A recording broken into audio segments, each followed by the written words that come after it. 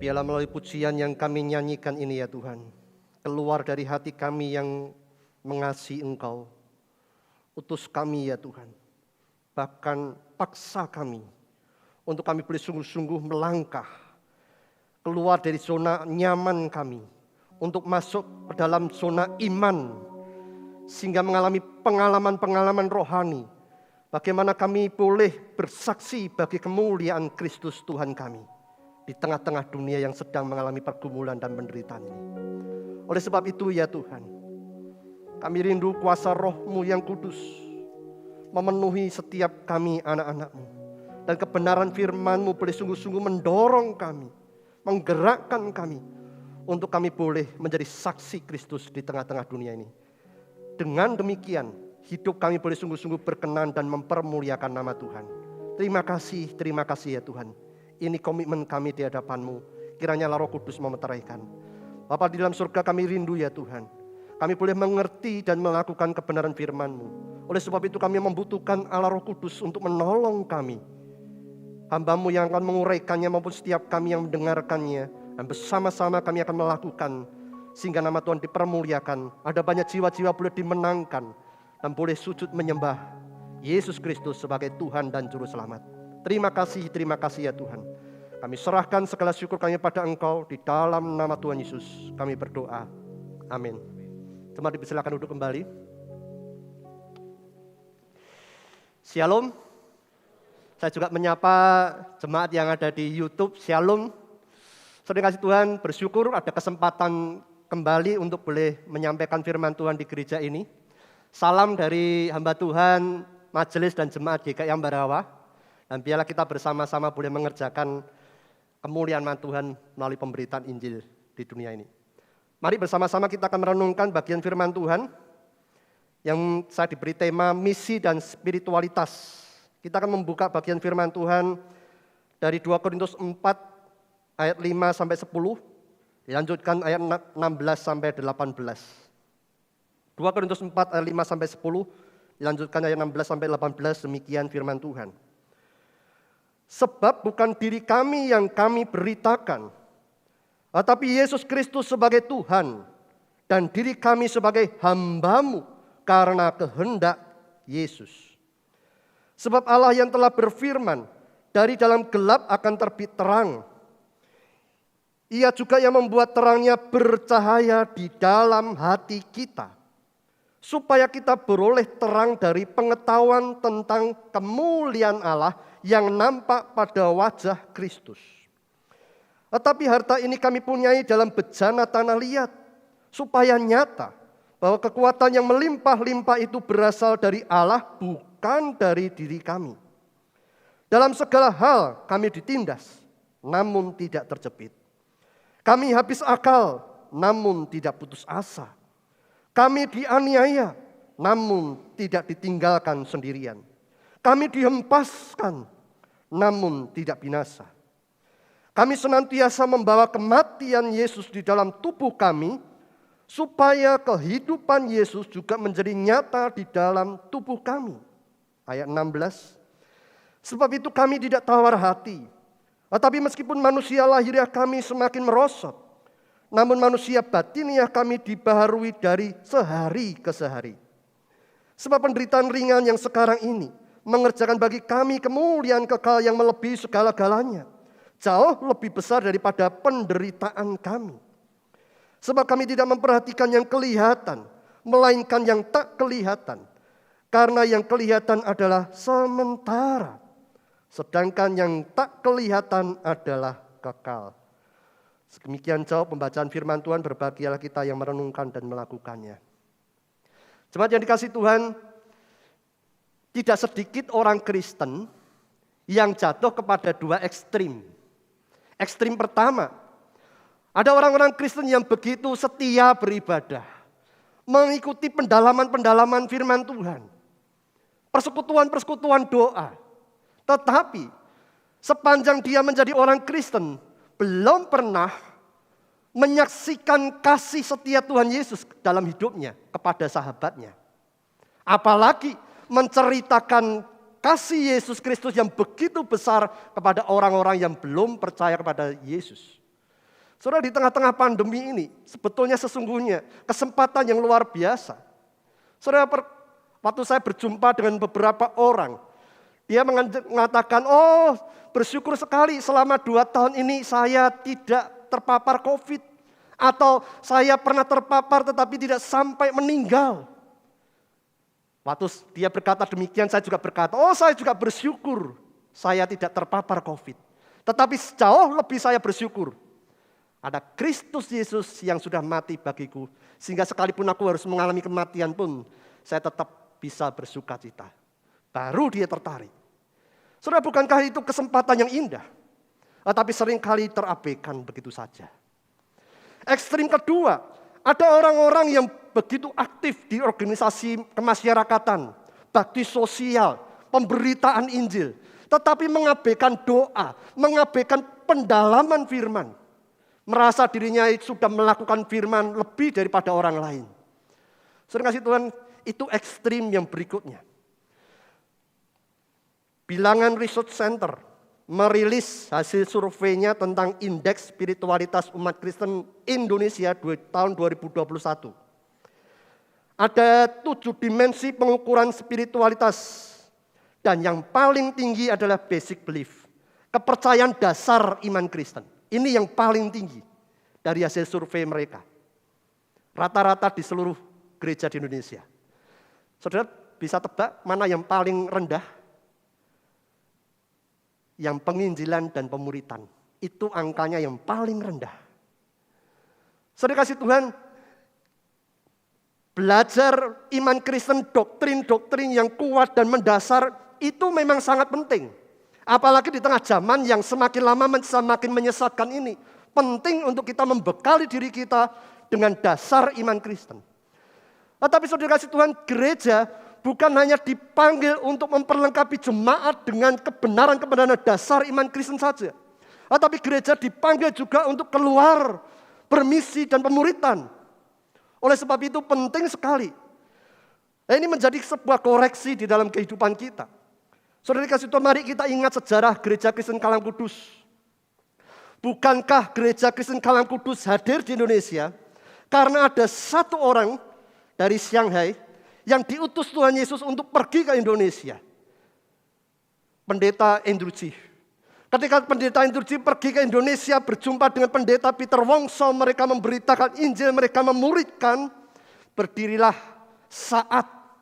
Dan ketika mahasiswa-mahasiswa saat diutus ke seluruh Indonesia, mereka pergi memberitakan Injil, mereka memuridkan, berdirilah Gereja Kristen Kalang Kudus yang tersebar ke seluruh Indonesia, termasuk Sekolah Kristen Kalang Kudus. Saudara, karena ada orang-orang yang pergi memberitakan Injil dan memuridkan. Oleh sebab itu, gereja bukan hanya pada tahap cukup di dasar-dasar iman Kristen saja, tetapi harus pergi memberitakan Injil dan memuridkan. Itulah pentingnya kenapa kita harus memahami misi dan spiritualitas. Saudara kasih Tuhan, berbicara tentang misi dan spiritualitas. Kedua bagian tema yang sangat besar ini adalah titik temu di dalamnya, yaitu mereka bersama-sama bersifat kristosentris atau berpusat kepada Kristus. Misi dimulai ketika Tuhan Yesus Kristus memberikan perintah, Matius 28 ayat 18-20 yang tadi kita baca, amanat agungnya dikatakan, segala kuasa di bumi dan di surga ada di tanganku. Oleh sebab itu pergilah, jadikanlah semua bangsa muridku. Misi juga berbicara tentang memberitakan dan memuliakan Kristus sebagai Tuhan. 2 Korintus 4 ayat 5 tadi dikatakan, sebab bukan diri kami yang kami beritakan, tetapi Yesus Kristus sebagai Tuhan. Saudara, untuk apa Gereja Kristen Kalang Kudus Surakarta hadir di kota Surakarta? Untuk apa Gereja Kristen Kalang Kudus Surakarta memiliki sekolah Kristen Kalang Kudus Surakarta yang begitu besar? Untuk apa Gereja Kristen Kalang Kudus Surakarta mendukung pelayanan Pontianak, sekolah Kristen Kalang Kudus Pontianak, perintisan Gereja Kristen Kalang Kudus Pontianak? Bukankah hanya satu tujuan, yaitu memberitakan dan memuliakan Yesus Kristus sebagai Tuhan? Saudara, pelayanan sebesar apapun yang kita miliki, jika kemuliaan Kristus, memberitakan Kristus sebagai Tuhan, itu tidak menjadi tujuan utama, sebesar apapun itu, kita tidak sedang mengerjakan misi Kristus. Dan sebesar apapun itu, kalau kita tidak memuliakan Kristus sebagai Tuhan, kaki dian itu akan diambil. Saudara kasih Tuhan, oleh sebab itu, mari bersama-sama kita boleh sungguh-sungguh mengerjakan segala sesuatu yang kita kerjakan, pelayanan yang kita lakukan, baik di gereja, baik di rumah, baik itu di pekerjaan, dimanapun kita berada. Kalau itu memberitakan dan memuliakan Yesus Kristus sebagai Tuhan, kita sedang mengerjakan misi Kristus. Saudara kasih Tuhan, bagaimana dengan spiritualitas? Ada begitu banyak konsep spiritualitas. Tetapi spiritualitas Kristen yang sejati bukan diukur apakah kita setia beribadah, datang persekutuan, doa, pendalaman firman. Tidak hanya berhenti di situ. Spiritualitas Kristen yang sejati itu dimulai ketika Roh Kudus hadir di dalam hati kita. Dia membukakan sesuatu rahasia yang luar biasa besar, yaitu kemuliaan Yesus Kristus. Spiritualitas Kristen yang sejati dimulai ketika Kristus menyatakan kemuliaannya kepada orang-orang yang percaya dan sungguh-sungguh mengasihi Dia. 2 Korintus 4 ayat 6 dikatakan demikian. Dari dalam gelap akan terbit terang. Ia juga membuat terangnya bercahaya di mana? Di dalam hati kita. Supaya kita beroleh terang dari pengetahuan tentang kemuliaan Allah yang nampak pada wajah Kristus. Spiritualitas Kristen yang sejati dimulai ketika seseorang mampu melihat kemuliaan Kristus lebih daripada segala-galanya. Dan itu tidak dialami oleh semua orang. Saudara, Kristus tidak menyatakan kemuliaannya kepada semua orang. No. Saudara, dari 12 murid yang pernah mengalami melihat kemuliaan Kristus cuma 3. Simon Petrus, Yakobus, Yohanes. Matius 17 ayat 2 dikatakan demikian, ketika Yesus naik ke gunung, menyatakan kemuliaannya, ada Musa dan Elia yang hadir. Dikatakan, lalu Yesus berubah rupa di depan mata mereka. Wajahnya bercahaya seperti matahari dan pakaiannya menjadi putih bersinar seperti terang. Dari antara 12 murid, cuma 3 yang melihat. Yesus Kristus juga menyatakan kemuliaannya yang paling puncaknya yaitu di atas kayu salib. Yohanes 17 ayat 1 dan 5. Sebelum dia naik ke salib, dia berdoa, Bapa, telah tiba saatnya permuliakanlah anakmu, supaya anakmu mempermuliakan engkau. Ya Bapa, permuliakanlah aku padamu sendiri dengan kemuliaan yang kumiliki di hadiratmu sebelum dunia ada. Dan Bapa jawab ketika apa? Ketika Yesus di atas kayu salib. Dan ketika Yesus di atas kayu salib, sementara orang melihat kehinaan dia, hanya 1 orang saja yang Allah izinkan melihat kemuliaan Yesus Kristus. Seseorang yang di sebelah Yesus. Dia mampu melihat kemuliaan Yesus dan berkata, Yesus, ingatlah akan aku apabila engkau datang sebagai Raja. Dan Yesus menyatakan, hari ini juga engkau bersama-sama dengan aku di Firdaus. Saudara, cara Allah menyatakan kemuliaan Kristus sangat paradoks. Ketika dia di atas kayu salib begitu hina sekali, justru disitulah iman yang sejati. Sehingga seseorang melihat kemuliaan Kristus melebihi segala-galanya. Dan ketika Yesus Kristus di atas kayu salib, dia mati. Sementara semua orang melihat kehinaan Yesus, hanya 1 orang saja yang mampu melihat kemuliaan Kristus karena Allah mengaruniakannya. Siapa? Seorang kepala tentara Romawi. Ketika Yesus mati di atas kayu salib, dia mengaku, orang ini sesungguhnya anak Allah. Saudara, ini hanya bisa dipahami oleh orang-orang yang Tuhan berikan anugerah melihat kemuliaan Kristus.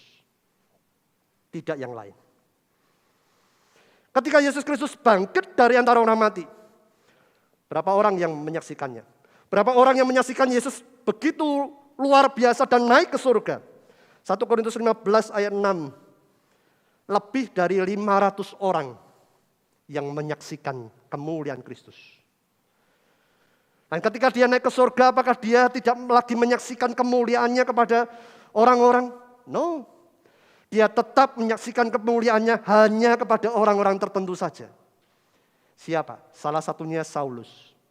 Saulus ketika dia dalam perjalanan ke Damsyik, Yesus Kristus menyatakan kemuliaannya. Saulus sampai melihat terang yang begitu bercahaya yang luar biasa itu menjadi buta. Dan kemudian dia bertobat. Kemudian dia percaya kepada Yesus Kristus. Dan memberitakan Injil Yesus Kristus sampai mati sekalipun dia harus mengalami penderitaan dan pergumulan. Oleh sebab itu, kemuliaan Kristus sungguh-sungguh mengubah hidup seseorang. Bagaimana dengan orang yang lain? Saudara kasih Tuhan, cara Yesus Kristus menyatakan kemuliaannya tidak harus selalu seperti yang dialami oleh Saulus melihat terang yang begitu luar biasa. No. Alkitab sudah nyatakan. Allah memberikan pernyataan luar biasa itu di dalam hati setiap orang-orang yang sungguh-sungguh percaya dan mengasihi Yesus. Saudara kasih Tuhan, oleh sebab itu tidak heran. Orang-orang Kristen yang sungguh-sungguh percaya dan mengasihi Yesus. Yang akhirnya boleh hidup menyatakan kemuliaan Kristus. Karena ada terang yang sejati. Sehingga orang-orang tersebut melihat kemuliaan Kristus melebihi segala-galanya. Sekalipun mereka harus menghadapi pergumulan dan penderitaan. Mereka tetap setia sampai mati. Karena mereka melihat kemuliaan Kristus lebih daripada segala-galanya. Lalu jemaat yang dikasihi Tuhan. Kelak, suatu saat nanti. Kristus akan menyatakan kemuliaannya yang terakhir, kesempatan yang terakhir, yang akan dilihat oleh semua orang di dunia ini. Yaitu ketika dia datang kembali sebagai Raja segala Raja. Filipi 2 ayat 10-11 dikatakan demikian. Bertekuk lutut segala yang ada di langit, yang ada di atas bumi, yang ada di bawah bumi, segala lidah mengaku Yesus Kristus adalah Tuhan bagi kemuliaan Allah Bapa. Dan saat itu tiba, tidak ada kesempatan lagi untuk bertobat. Saudara, jangan pernah sia-siakan kesempatan yang ada ini. Di antara 12 murid Yesus, hanya satu orang saja yang tidak pernah melihat kemuliaan Kristus. Dari 12 murid yang dipilih Yesus, ada satu orang yang belum pernah melihat kemuliaan Kristus, yaitu Yudas Iskariot. Sekalipun dia melihat dengan mata kepala dia sendiri bahwa Yesus punya kuasa untuk meredakan badai. Sekalipun Yudas Iskariot mengalami sendiri mujizat-mujizat Yesus. Dia melihat bahwa Yesus membangkitkan Lazarus, membangkitkan orang mati, menyembuhkan, mengusir setan. Tapi saudara dikasih Tuhan, melihat kuasa Yesus itu berbeda dengan melihat kemuliaan Kristus.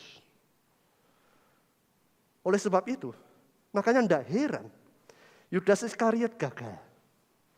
Saudara hati-hati. Jangan-jangan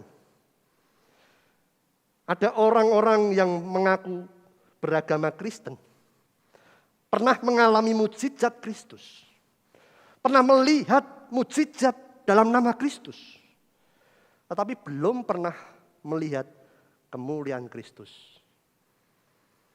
Mari kita uji di dalam diri kita. Apa yang Alkitab katakan? Apa tandanya seseorang yang mengalami melihat kemuliaan Kristus? Saudara, tanda utama orang yang melihat kemuliaan Kristus akan terjadi perubahan yang radikal. Dari paradigmanya, cara berpikirnya dia, cara melihat dia, perspektifnya, dan orientasi hidupnya akan mengalami perubahan yang sangat radikal. Dan orang tersebut akan seperti yang dialami oleh Rasul Paulus. Komitmen hidupnya luar biasa. Filipi 3 ayat 7-8 dikatakan demikian. Tetapi apa yang dahulu merupakan keuntungan bagiku, sekarang kuanggap rugi karena Kristus. Malahan segala sesuatu kuanggap rugi, seperti sampah, karena pengenalan akan Kristus Yesus Tuhanku lebih mulia daripada semuanya. Oleh karena Dialah aku telah melepaskan semuanya itu dan menganggapnya sampah, supaya aku memperoleh Kristus. Saudara, pasti terjadi perubahan yang radikal bagi orang-orang yang melihat kemuliaan Kristus. Cara berpikirnya, melihatnya, segala sesuatu yang dia miliki, kesempatan, talenta, harta benda, dia akan gunakan bukan hanya untuk dirinya sendiri, itu dulu. Tetapi ketika melihat kemuliaan Kristus, maka seluruh orientasi hidupnya, seluruh hartanya, seluruh talenta dan waktunya akan diorientasikan kepada kemuliaan Kristus dan kerajaan Allah. Oleh sebab itu tidak heran saudara, kalau saudara ketemu sama orang-orang yang begitu tekun setia berdoa. Bukan berdoa untuk mendoakan pergumulan dirinya. Itu malah justru diabaikannya. Dia berdoa untuk jiwa-jiwa yang sedang terhilang, yang sedang menuju kebinasaan. Orang-orang tersebut menangisi jiwa-jiwa yang terhilang. Dia menuliskan nama demi nama, mendoakannya untuk supaya mereka sungguh-sungguh melihat kemuliaan Kristus. Bagaimana dengan doa kita? Bukankah sering kali kita doa hanya untuk pergumulan diri sendiri? Sementara ada jutaan orang di luar sana sedang berjalan menuju kebinasaan. Saudara, kenapa ada orang-orang yang demikian? Karena ketika dia melihat kemuliaan Kristus, hatinya diterangi kemuliaan Kristus, hatinya diubahkan seperti hati Yesus yang penuh dengan belas kasihan. Saya yakin orang-orang Kristen yang sudah diterangi hatinya oleh kasih karunia Kristus, hatinya penuh dengan belas kasihan Kristus. Ada orang-orang saya berjumpa, ada orang-orang yang begitu diberkati Tuhan, tetapi dia berkomitmen dengan setia, mendukung pelayanan misi, mendukung orang-orang misionaris kebutuhan mereka. Dengan setia mereka mengerjakan itu. Mengapa? Karena ketika hatinya diterangi oleh kemuliaan Kristus, orientasi hidupnya bukan kerajaannya dirinya sendiri. Orientasi hidupnya untuk kerajaan Allah. Saya bersyukur sekali juga ketemu dengan orang-orang yang menikmati sekali pekerjaannya. Bukan karena dia senang mengerjakan itu.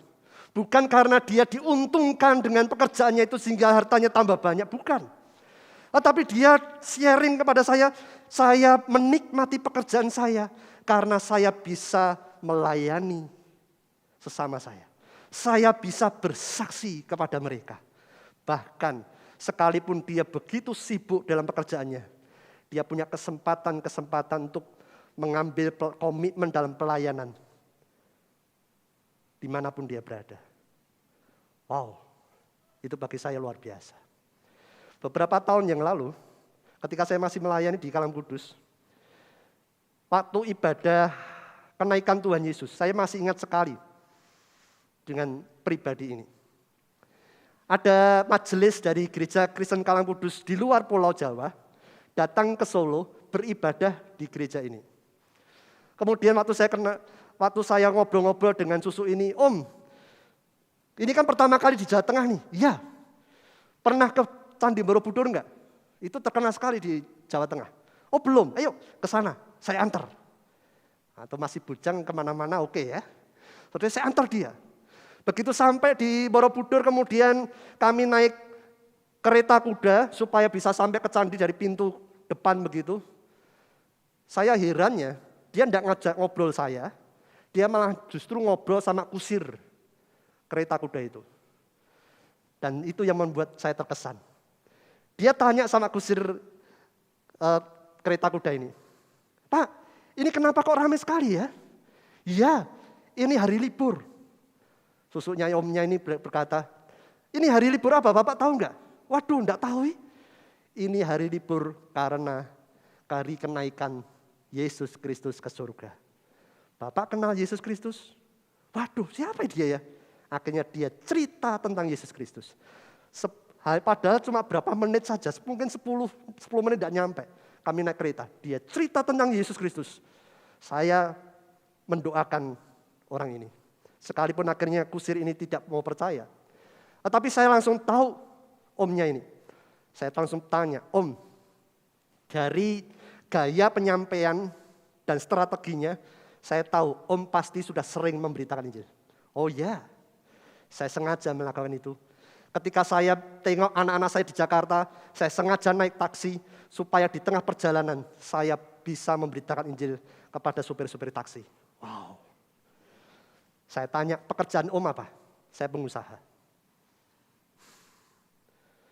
Saudara, ini orang-orang yang orientasi hidupnya hanya untuk kerajaan Allah. Sekalipun Tuhan percayakan pekerjaan yang begitu besar. Lalu sebab itu jemaat yang dikasihi Tuhan, saya juga bersyukur. Saya senang sekali gereja ini masih mendoakan hamba-hamba Tuhan yang melayani pemberitaan Injil. Tadi ada inisial R yang didoakan. Waduh, saya senang sekali. Itu salah satu murid saya waktu SMP di Kalangkudus. Waktu saya masih mengajar fisika. Dan beberapa murid saya bersyukur sekali menyerahkan dirinya untuk menjadi hamba Tuhan. Saya bersyukur sekali. Orang-orang yang melihat kemuliaan Kristus lebih daripada segala-galanya. Bahkan orang tersebut rela meninggalkan kesempatan emasnya di dunia ini. Menyerahkan hidupnya. Keluar dari zona nyaman, masuk ke zona iman. Untuk memberitakan Injil Tuhan. Seumur hidupnya. Atau saya pasti praktek di Jakarta, saya berjumpa dengan seorang anak muda yang pinternya luar biasa. Dia ikut Olimpiade Sains Nasional untuk astronomi. Dia cita-citanya pengen bekerja di NASA Amerika. Waktu dia bergumul, ngobrol sama saya, Pak Kris, saya mau kemana? Apakah saya mau kuliah fisika seperti Pak Kris? Ataukah saya mau jadi hamba Tuhan? Saya bilang, gumulkan dan doakan. Tapi jangan pernah setengah-setengah. Kalau engkau mau kuliah di MIPA fisika, totalitas dan nama Tuhan dipermuliakan. Tapi kalau engkau mempersembahkan hidupmu sebagai hamba Tuhan, jangan tanggung-tanggung. Selesaikan dengan baik. Beberapa waktu kemudian dia telepon sama saya, Pak Kris, saya mau menjadi hamba Tuhan. Oke, persiapkan dirimu. Saya kasih daftar buku-buku yang harus dia kuasai sebelum masuk saat. Dan tahun depan dia masuk saat jadi adik tingkat saya. Dan setiap nilai paper dan pelayanannya, saya pikir-pikir dia lebih pandai daripada saya. Tapi saya bersuka cita luar biasa. Oleh sebab itu, ada orang-orang yang memang sengaja Tuhan pilih untuk sampai-sampai rela melepaskan segala-galanya dan pergi untuk memberitakan Injil bagi kemuliaan nama Tuhan. Yang kita doakan tadi, itu waktu ketemu di gereja ini, saya ngobrol, loh kamu pelayanan di mana? Full time di mana? Di lembaga ini. Oh, saya dulu mahasiswa aktif di lembaga ini, makanya saya semangat sekali memberitakan Injil. Kalau engkau menjadi full time pelayanan di sini, saya doakan. Saya bersyukur sekali. Oleh sebab itu, jemaat yang dikasihi Tuhan, seseorang yang melihat kemuliaan Allah, hatinya akan diubahkan. Seperti halnya orang-orang yang rela meninggalkan segala-galanya, karena dia tahu Yesus yang maha mulia rela meninggalkan segala-galanya untuk berinkarnasi menjadi manusia dan mati di atas kayu salib. Dibanding aku mempersembahkan seluruh hidupku, itu tidak ada artinya. Segala kemuliaan hanya bagi Dia. Saudara kasih Tuhan, doakan generasi-generasi yang sungguh-sungguh mencintai Tuhan, dipakai Tuhan luar biasa. Spiritualitas Kristen yang sejati pasti membuat orang Kristen bertumbuh semakin serupa dengan Yesus Kristus. Filipi 2 ayat 5 dikatakan, hendaklah kamu dalam hidupmu bersama menaruh pikiran dan perasaan yang terdapat juga di dalam Yesus Kristus. Hanya orang-orang yang melihat kemuliaan Allah, yang dipilih Allah untuk bisa melihat kemuliaan Kristus. Roma 8 ayat 29 dikatakan demikian. Sebab semua orang yang dipilihnya dari semula, mereka juga ditentukannya dari semula untuk menjadi serupa dengan gambaran anaknya. Supaya ia, anaknya itu, menjadi yang sulung di antara banyak saudara. Itulah spiritualitas Kristen. Spiritualitas Kristen yang sejati pasti akan mengubah seseorang semakin serupa dengan Kristus. Apa kaitannya spiritualitas dan misi? Sangat erat sekali. Spiritualitas memberikan kekuatan bagi misi. Saudara, jangan heran ketika kita mengambil pelayanan misi, pasti ada tantangan dan pergumulan. Itu pasti.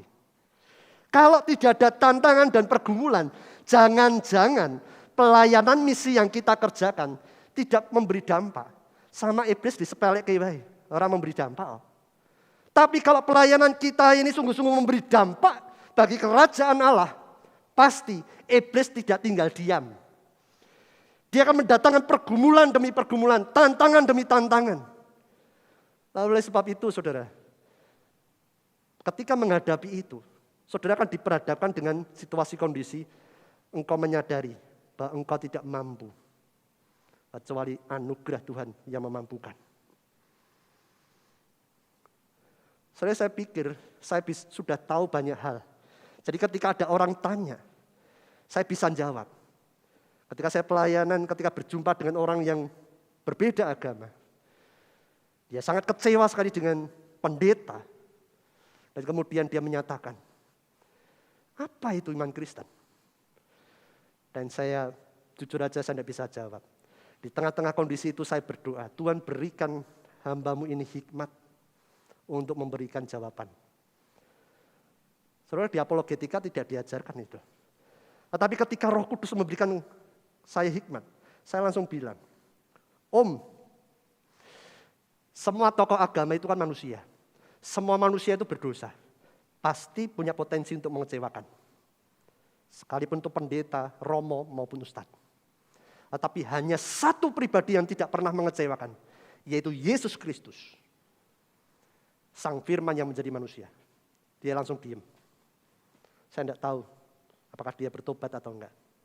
Tetapi yang menarik, ketika saya mau pulang, saya dibawakan hasil perkebunannya dia tomat 2 ember. Pak Kris, tolong dibawa pulang. Terima kasih, jadi berkat buat saya. Saudara yang kasih Tuhan, butuh pertolongan Tuhan. Ketika saya difitnah, saya diancam untuk dibunuh, saya menyadari saya tidak punya kemampuan. Tuhan berikan kekuatan untuk saya bisa menghadapi itu dengan damai sejahtera. Bahkan Tuhan ubah hati saya untuk bisa mengampuni orang yang memfitnah saya. Sudah kasih Tuhan, itu kekuatan dari Tuhan saja. Oleh sebab itu tidak heran, 2 Korintus 4 ayat 7 dan sampai 11 dikatakan demikian.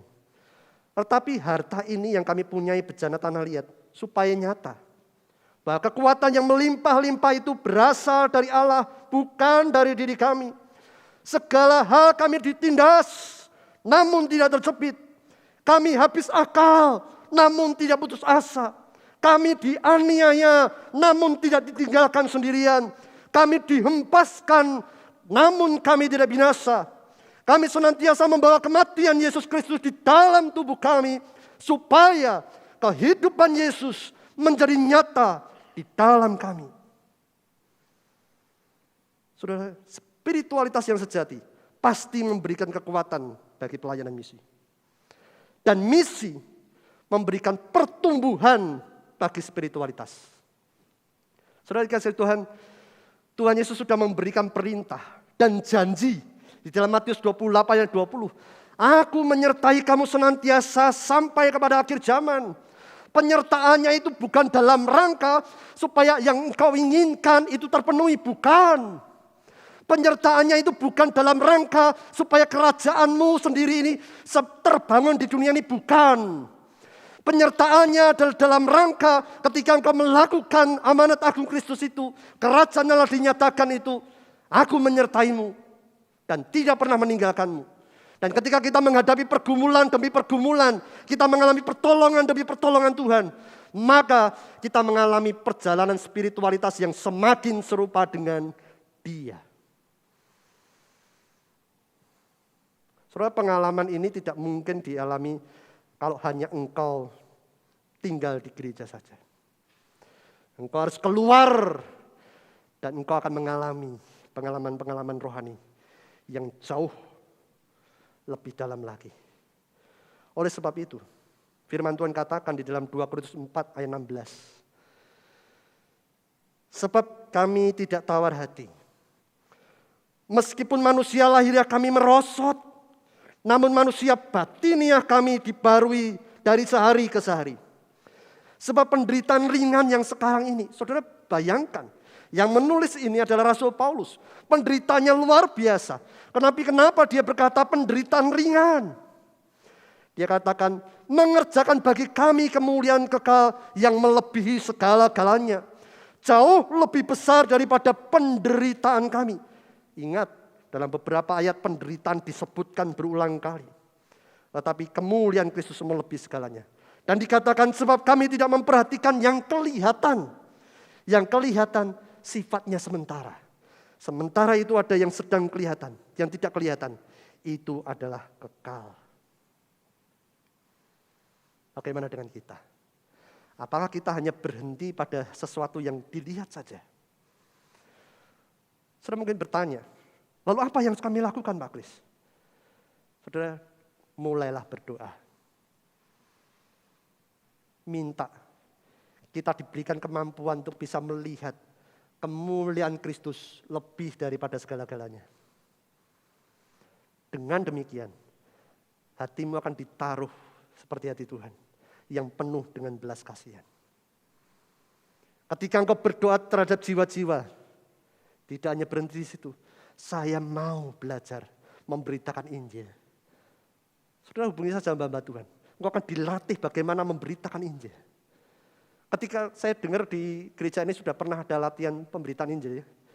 Saudara, saya bersyukur. Jangan berhenti di latihan. Saudara, pengalaman saya di latihan di kelas. Begitu masuk ke lapangan, itu bisa sangat berbeda sekali. Tetapi Tuhan berikan hikmat di dalamnya supaya apa? Supaya kita jangan mengandalkan kemampuan diri kita sendiri. Ada Roh Kudus yang bekerja. Lalu oleh sebab itu, melangkah keluar. Kalau takut sendirian, ajak orang-orang yang pengalaman dalam pemberitaan Injil untuk mendampingi. Saya bersyukur sekali punya pengalaman, saya sudah sebut namanya saja ya. Ini jemaat sudah latihan nih, pemberitaan Injil nih, di kelas nih. Kemudian telepon saya, Pak Kris, ada pegawai saya yang beragama lain sakit ini. Saya pengen memberitakan Injil sama dia. Ya sudah, datang aja ke rumah sakit, doakan dia. Kemudian, wah sangat dijamin Pak Kris ya. Oke, saya siap, saya berangkat nih. Kemudian sudah sampai nih di depan pegawainya yang sakit ini. Bosnya besar datang begitu ya. Wah sangat dihormati sekali, sangat dikasihi sekali. Kemudian, Pak Kris, gimana? Lo kan sudah latihan di kelas. Kemudian saya tak siap-siap dulu ya. Ya pergi ke belakang ke toilet, kemudian WA saya, Pak Kris saja ya, saya tak melihat dulu. Oke, enggak apa-apa. Prosesnya seperti itu enggak apa-apa. Tuhan pasti tambahkan keberanian itu. Nah, bersyukur sekali bukan sebuah kebetulan. Ketika orang ini saya ajak doa, mau enggak? Kita berdoa, mau. Tapi saya doa Kristen, boleh enggak apa-apa? Enggak apa-apa.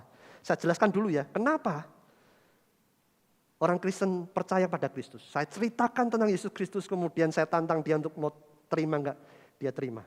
Dia berdoa, kami berdoakan. Saudara di rumah sakit bukan kelas yang satu ya, tapi bersama-sama dengan banyak orang, saya sengaja berdoa dengan suara yang keras. Saudara begitu selesai amin, saya mau keluar. Saya lihat kamar sebelah ini yang kordenya terbuka ini, dia sendirian begitu, orang yang sakit sendirian. Lihat saya gitu, lihat kami begitu. Mau enggak? Saya doakan. Oh mau, tapi saya dengan cara Kristen, enggak apa-apa. Ketika saya beritakan Injil, dia tetap menolak Injil. Tapi enggak apa-apa, mau saya doakan, mau saya doakan. Yang penting mau didoakan. Dan di dalam doa itu, justru berita Injil diberitakan. Saudara, mari bersama-sama. Ambil kesempatan-kesempatan ini, jangan pernah abaikan. Saudara tahu, beberapa hari kemudian yang kami doakan ini meninggal dunia. Oleh sebab itu, kesempatan kapan lagi? Dari khotbah-khotbah seperti ini, mau dibuat 1 menit kemudian di-share di TikTok. Beberapa waktu yang lalu tahun kemarin, ada seorang pemuda yang saya tidak kenal sama sekali. Kemudian dia datang ke gereja kami dan pengen ketemu pendeta atau hamba Tuhan untuk pengen mengenal Kristus dari agama yang berbeda. Waktu ketemu saya tanya, mengapa engkau tertarik dengan iman Kristen? Apakah engkau punya teman atau keluarga yang Kristen? Enggak, keluarga saya bukan orang Kristen. Lalu kenapa engkau tertarik dengan iman Kristen? Saya tersentuh hati saya ketika saya melihat khotbah seorang pendeta di TikTok. Saya heran, TikTok kok bisa membawa orang pada Kristus. Saudara, jangan sia-siakan teknologi yang ada. Dan bersyukur, akhirnya dia mengikuti katekisasi dan pergi ke gereja. Mengenal Kristus. Saudara, oleh sebab itu jangan pernah sia-siakan. Jemaat yang dikasihi Tuhan, oleh sebab itu pertumbuhan yang sejati dimulai dari spiritualitas misi yang sejati untuk kemuliaan Kristus. Saudara pasti kenal dengan salah satu orang dari 2 orang ini. Saudara tahu ya, yang bawa Alkitab bergaya begini, itu bukan foto saya waktu masih muda ya, bukan ya. Itu pendeta Billy Graham. Saudara langsung pasti tahu, dia pendeta yang luar biasa, pengkhotbah KKR luar biasa, membawa jiwa-jiwa pelayanannya luar biasa. Tapi saudara tahu siapa yang sebelahnya? Itu bukan Pangeran Charles, dan itu pasti bukan bapak saya. Saudara, dia adalah Charles Templeton. Dia adalah sahabatnya Billy Graham. Saudara, khotbahnya Charles Templeton itu jauh lebih menarik daripada khotbahnya Billy Graham. Ketika dia berkhotbah selama 1 tahun, minimal 1,5 juta orang mendengar khotbahnya. Dan setiap kali dia KKR, ratusan orang bertobat dan menyerahkan diri sebagai hamba Tuhan. Wah, ini khotbahnya luar biasa. Kalau pengkhotbah KKR lain berbicara tentang surga dan neraka, kalau tidak bertobat masuk neraka. Sementara Charles Templeton, dia bercerita tentang kasih dan anugerah Allah luar biasa. Makanya tidak heran American Magazine memberi gelar dia religion super salesman. Karena setiap kali dia khotbah, orang tertarik dan akhirnya percaya kepada Kristus. Tanpa ada ancaman-ancaman masuk surga atau neraka. Banyak orang memprediksi bahwa Charles Templeton ini akan lebih besar daripada Billy Graham karena kemampuan khotbahnya luar biasa. 1957, sepulang dari khotbah KKR, ketika dia di rumah dia melihat sebuah foto di majalah Life. Foto ini akhirnya mengubah seluruh hidupnya. Foto ini yang dia lihat adalah seorang perempuan dari Afrika yang sedang menggendong bayinya yang sudah mati. Ibu ini menangis meratap sambil melihat ke langit karena sudah lebih dari 2 tahun Afrika tidak turun hujan sehingga anaknya kehausan, kelaparan dan mati. Saudara, bagi Templeton yang seringkali berkhotbah tentang kasih Allah, melihat realita foto ini, dia bertanya-tanya di manakah Allah yang penuh kasih itu. Kalau Allah yang penuh kasih itu tidak memperhatikan ibu ini. Kenapa tidak menjawab doanya? Kenapa tidak menurunkan hujan? Kenapa dia membiarkan bayi ini mati karena kehausan? Ini menjadi pergumulan yang begitu berat di dalam hidupnya. Dan akhirnya setelah 21 tahun dia sebagai pengkhotbah KKR yang luar biasa. Khotbah terakhir yang dia sampaikan adalah selamat tinggal Allah. Dan dia menyatakan diri, dia tidak percaya kepada Allah. Dia menyangkal semua isi khotbahnya selama 21 tahun. Dan sebelum dia mati, dia menuliskan sebuah buku, Selamat Jalan Allah. Dia tuliskan mengapa saya meninggalkan iman Kristen. Ironis sekali. Dua orang yang saling bersahabat, tetapi memiliki akhir hidup yang sangat berbeda. Charles Templeton akhirnya meninggalkan Allah. Sementara Billy Graham sampai mati, dia tetap memuliakan Kristus. Saudara, bagaimana mungkin ini terjadi? Saudara kasih Tuhan, pelayanan misi. Pelayanan misi tanpa spiritualitas yang sejati akan membawa seseorang kepada puncak krisis imannya. Saya ulangi. Pelayanan misi tanpa spiritualitas yang sejati akan membawa seseorang kepada puncak krisis imannya. Sementara itu, spiritualitas tanpa pelayanan misi akan membawa kepada kelumpuhan imannya. Tetapi spiritualitas dan misi yang dikerjakan bagi kemuliaan Kristus akan melatih otot iman orang Kristen untuk semakin kuat dan tahan uji.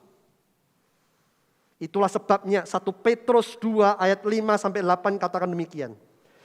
Justru karena itu, kamu harus dengan sungguh-sungguh berusaha menambah imanmu dengan kebajikan. Dan kebajikan kepada pengetahuan akan penguasaan diri, kepada penguasaan diri ketekunan, kepada ketekunan kesalehan, kepada kesalehan kasih akan saudara-saudara, kepada kasih akan saudara-saudara, kasih kepada semua orang. Apabila semua itu ada padamu dengan berlimpah-limpah, kamu akan dibuatnya menjadi giat dan berhasil dalam pengenalanmu akan Yesus Kristus, Tuhan kita. Jemaat yang dikasihi Tuhan, ketika Kristus menyatakan kemuliaannya di dalam hati setiap orang-orang yang sungguh-sungguh percaya dan mengasihi Dia, maka pasti orang tersebut tidak akan pernah tinggal diam. No. Ketika kita sungguh-sungguh melihat kemuliaan Kristus, kita tidak mungkin cuma tinggal diam dan hanya berdiam saja. Orang tersebut akan memiliki pandangan yang berubah dan kemudian dia melangkah kepada pelayanan misi dan dengan setia mengerjakannya. Dan ketika dia mengerjakan itu, dia boleh sungguh-sungguh memuliakan dan memberitakan Kristus. Karena dia melihat kemuliaan Kristus lebih daripada segala-galanya. Gereja yang mentaati untuk memberitakan Injil, gereja yang mengerjakan pelayanan misi, pasti akan dibawa kepada pengalaman-pengalaman spiritualitas, akan mengalami pertumbuhan-pertumbuhan rohani, sehingga gereja tersebut akan semakin serupa dengan Kristus. Oleh sebab itu, bagaimana dengan diri kita? Sudah berapa lama kita menjadi orang Kristen? Dan sudah seberapa miripkah kita dengan Kristus? Seberapa banyak orang yang di sekitar kita melihat kemuliaan Kristus melalui hidup kita? Jangan-jangan karena kita tidak sungguh-sungguh memiliki spiritualitas sejati. Atau jangan-jangan kita tidak sedang mengerjakan segala sesuatu bagi kemuliaan Kristus. Kalau itu yang terjadi, bertobatlah selagi masih ada kesempatan. Kiranya Ia juga membuat terangnya bercahaya di dalam hati kita, supaya kita beroleh terang dari pengetahuan kemuliaan Allah yang nampak pada wajah Kristus. Sehingga kita boleh bersaksi, sebab bukan diri kami yang kami beritakan, tetapi Yesus Kristus sebagai Tuhan. Bagi Dialah kemuliaan sampai selama-lamanya. Amin. Mari kita berdoa.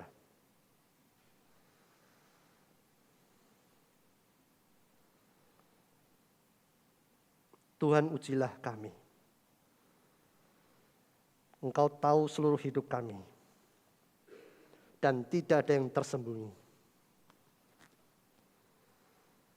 Tuhan, ampuni dosa kami. Jikalau selama ini yang kami bangun adalah kerajaan diri kami sendiri, ampuni dosa kami. Jika selama ini yang kami kerjakan adalah keinginan diri kami sendiri, ampuni dosa kami. Jika melalui hidup kami, orang-orang di sekitar kami justru tidak rindu mengenal Engkau, ampuni dosa kami. Jikalau melalui perkataan kami, justru kami menjadi batu sandungan buat orang-orang mengenal Kristus, ampuni dosa kami. Tuhan, mampukan kami ya Tuhan. Berikan anugerah-Mu untuk kami boleh melihat kemuliaan Kristus melebihi segala-galanya. Roh Kudus, tolong kami. Kami rindu ya Tuhan. Segala hidup kami, perkataan, perbuatan, pekerjaan, pelayanan, keluarga, boleh sungguh-sungguh mempermuliakan dan memberitakan Yesus Kristus sebagai Tuhan atas hidup kami. Sehingga banyak orang di luar sana melihat hidup kami. Banyak orang di luar sana melalui pemberitaan Injil kami. Mereka pun boleh sungguh-sungguh percaya kepada Kristus sebagai Tuhan dan Juru Selamat. Dengan demikian, hidup kami, keluarga kami, pekerjaan kami, boleh sungguh-sungguh Tuhan pakai menjadi alat kemuliaan nama Tuhan. Terpujilah nama-Mu. Di dalam nama Tuhan Yesus kami berdoa. Amin.